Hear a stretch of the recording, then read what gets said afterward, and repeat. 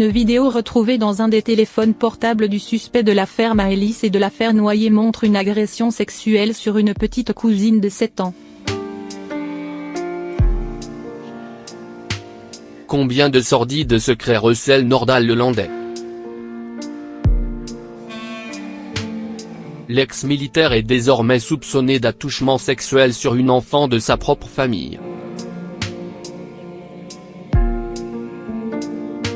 L'ancien maître chien, âgé de 35 ans, qui a déjà avoué le meurtre de Maëlys, 9 ans, enlevé au petit matin d'une fin de noces le 27 août 2017 à Pont-de-Beauvoisin, Isère, est mis en examen du chef d'assassinat dans l'affaire du caporal Arthur Noyer, tué le 12 avril 2017 dans la région de Chambéry, Savoie, a été confondu par ses téléphones portables une fois de plus, comme l'a révélé BFM.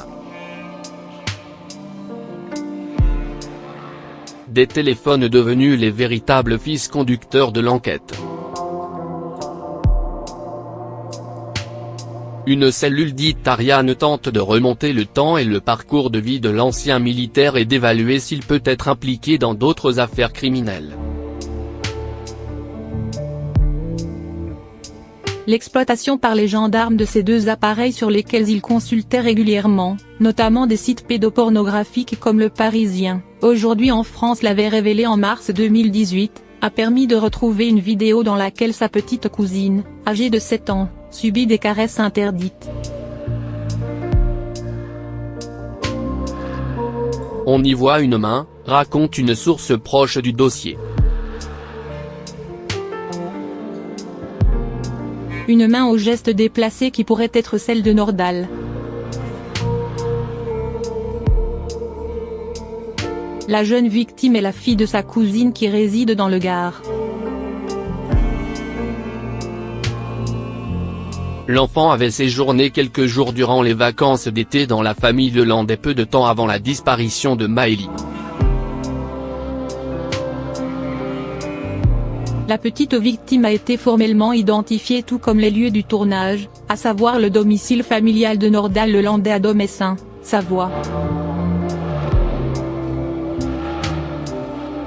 Ce mercredi, pour pouvoir comparer les lieux avec ceux aperçus furtivement dans la vidéo, le suspect a été extrait de sa cellule de l'unité hospitalière spécialement aménagée, Ueyutchessa, du centre du Vinatier où il est pris en charge depuis ses aveux sur Maëlys le 14 février dernier. Pendant un peu plus de 3 heures, les enquêteurs ont perquisitionné une fois encore la maison familiale pour s'assurer que les lieux étaient bien les mêmes que ceux sur la vidéo. À l'issue de ce transport, Nordal-Lelandais n'a pas été mis en examen. Une mise en cause qui pourra intervenir ultérieurement après un réquisitoire supplétif délivré par le parquet.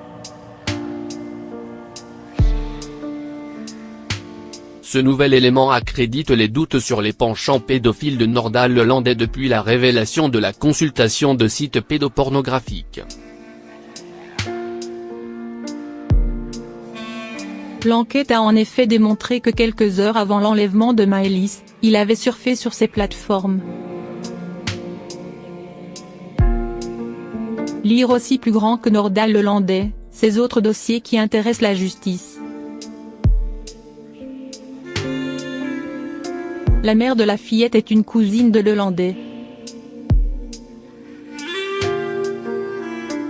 Une proximité familiale qui lui avait valu des menaces lorsqu'elle avait révélé par mégarde sur les réseaux sociaux son lien avec Nordal.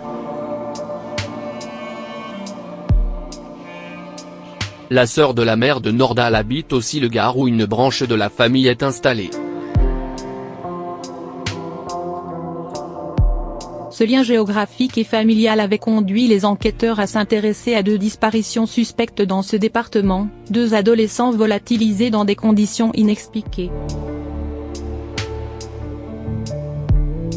Mais en l'état actuel de l'enquête, les affaires Lucas Tronche disparu en mars 2015 et Antoine Soya en mars 2016 ne sont pas liées à Nordal-Lelandais.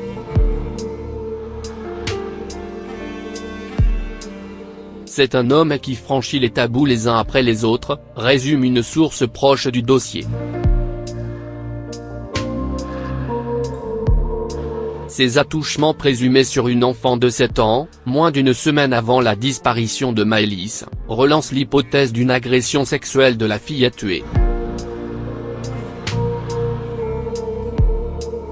Mais en l'état des analyses sur les restes du corps, rien ne permet de dire si la petite fille originaire du Jura a subi des violences sexuelles.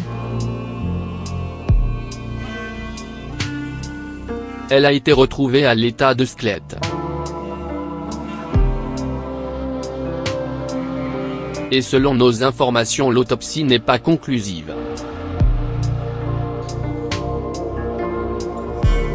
Quant aux vêtements de Maëlys, retrouvés dans un ravin, ils font toujours l'objet d'analyses poussées pour déterminer s'il existe des traces de viol. La prochaine audition de Nordal Lelandais, qui était prévue initialement le 21 juin, a été repoussée au mois de juillet.